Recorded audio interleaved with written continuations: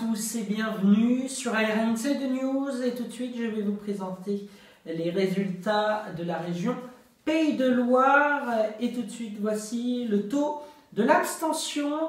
Il est élevé ce soir, il est à 60,7% et tout de suite je vais vous présenter quelques villes de Loire-Atlantique, de Sarthe, de Maine-et-Loire, de Mayenne et de Vendée. Et on commence tout de suite avec Châteaubriand en Loire-Atlantique. Alain Huneau est réélu à 61,71%.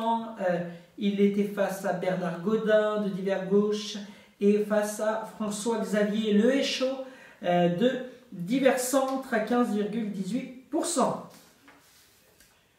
Une autre ville en Loire-Atlantique avec un scrutin très attendu, la ville de Nantes, et la qualification pour le second tour de Johanna Roland, elle est à 32,60%. Égalité entre Laurence Garnier, les Républicains, et Julie Laénos d'Europe Écologie Les Verts sont toutes les deux à 19%. Et elles sont toutes les trois donc qualifiées pour le second tour.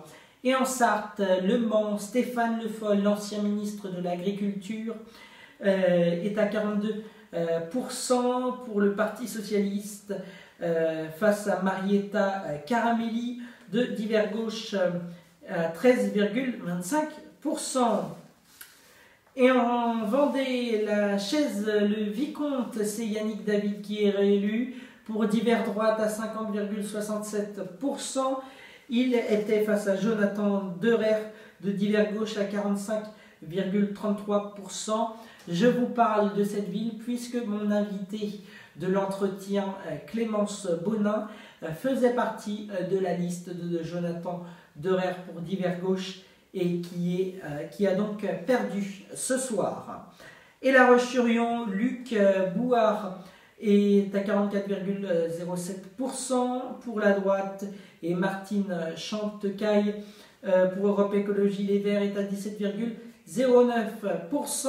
Et en Maine-et-Loire, à Angers, Christophe Béchu est pour Divers Droite est à 57,82%. Il est donc réélu. Il était face à Sylvia Camara pour Divers Gauche.